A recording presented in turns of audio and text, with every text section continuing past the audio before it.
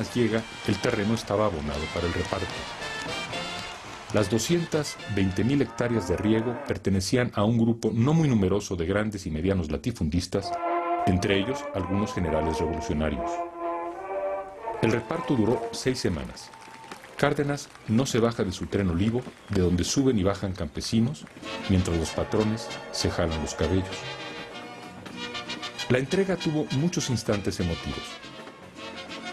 En el aniversario de la Revolución, un exvillista le entrega su carabina 30-30 a cambio de un arado de hierro.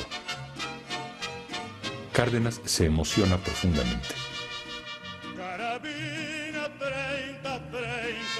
Pero uno de los problemas que se derivaron de la premura con que se hizo el reparto fue la distribución de tierras. Como la ley daba al afectado el derecho de elegir 150 hectáreas, los hacendados se quedaron con las tierras más fértiles cercanas a los canales de riego, el núcleo administrativo de la hacienda, los almacenes y bombas de agua. La que siguió en turno fue Yucatán. El Enequén había dejado prácticamente de estar en uso, la demanda del Enequén ya era muy poca. Y entonces las plantaciones y las instalaciones de estas haciendas ya eran poco productivas. Pero seguían en manos de la casta divina y esta no estaba dispuesta a dejarlas ir sin pelea, ¿no?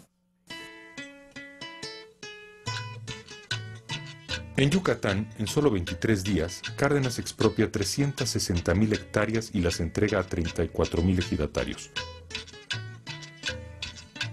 Se prometen muchas cosas y el proyecto incluye la fundación de un instituto agrícola enequenero. El Banco Ejidal prestará 35 millones de pesos sin intereses por el tiempo que sea necesario. Por desgracia, el gran ejido yucateco no funciona. El Banco Ejidal se comportó como un patrón rígido e impersonal y además como un patrón corrupto. Un año después, los campesinos yucatecos le echan en cara a Cárdenas la miseria, el hambre y el descontento que privan en la zona. Los ejidatarios se preguntan dónde quedaron los 35 millones prometidos. Y todo este descontento es el resultado de la falta de planeación. El presidente se lamenta. ¿Qué nos ha pedido Yucatán que no le hayamos dado?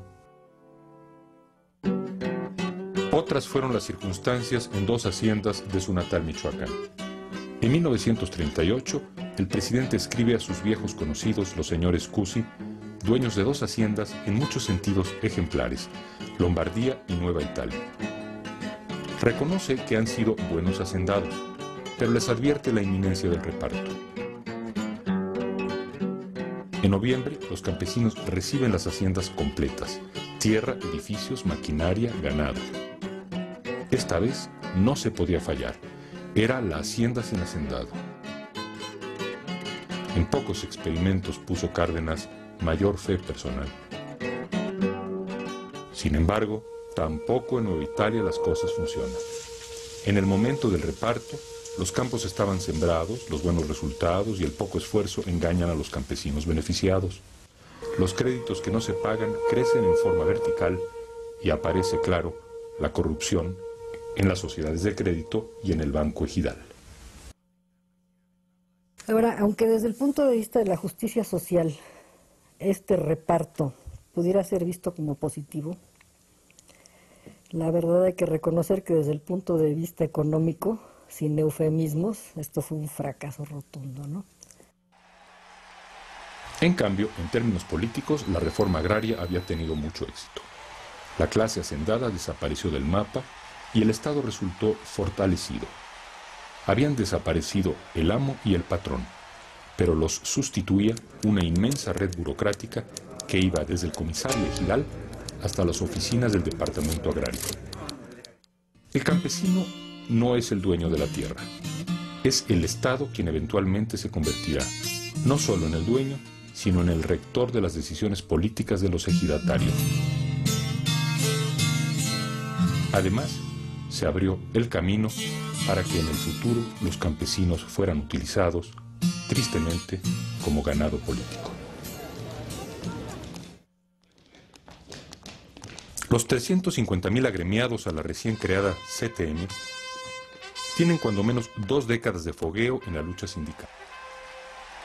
El beneficio inmediato que los obreros obtienen de su vínculo con el Estado cardenista es una nueva relación de fuerzas con la clase patronal. El gobierno se convierte en el árbitro y regulador de la sociedad. El espíritu corporativo ejercerá desde entonces el control sobre las organizaciones de trabajadores. La CTM entonces tuvo 2 grupos, uno que se consideraba fiel observante del marxismo y otros que pues no sabían de eso, como Fidel Velázquez, algo así, entonces que les decían los lobitos. Esta confrontación se prolongó durante los siguientes sexenios. Lombardo Toledano, partidario del marxismo y quien pasaba mucho tiempo fuera del país, fue desplazado años después y se impusieron los grupos encabezados por Fidel Velázquez, quien se convirtió con los años en un baluarte del sistema político mexicano.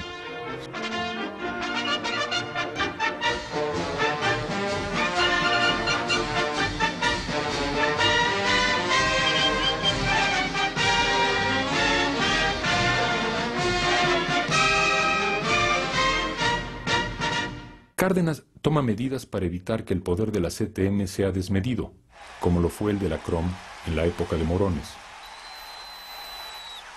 Deja con vida otras organizaciones sindicales para que sirvan de contrapeso a la CTM. La CROM fue una gran organización del año 18 al 29,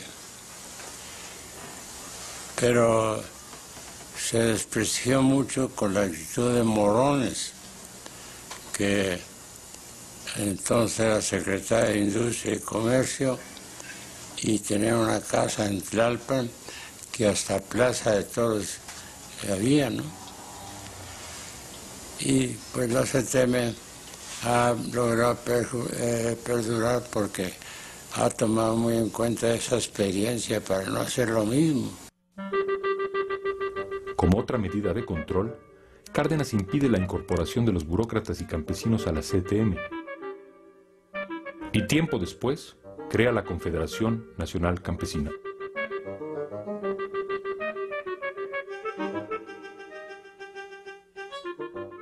Esto era muy curioso porque por un lado parecía que surgía un nuevo actor político a nivel nacional, que era el movimiento obrero, estructurado, vinculado ya al proyecto modernizador, industrializador, etc.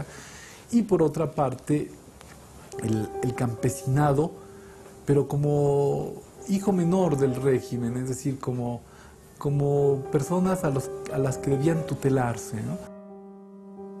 Sin embargo, la actitud de Cárdenas frente a los obreros no fue siempre la misma. En 1936 las huelgas no eran desacertadas ni antipatrióticas. 3 años después, en 1939, sí lo eran.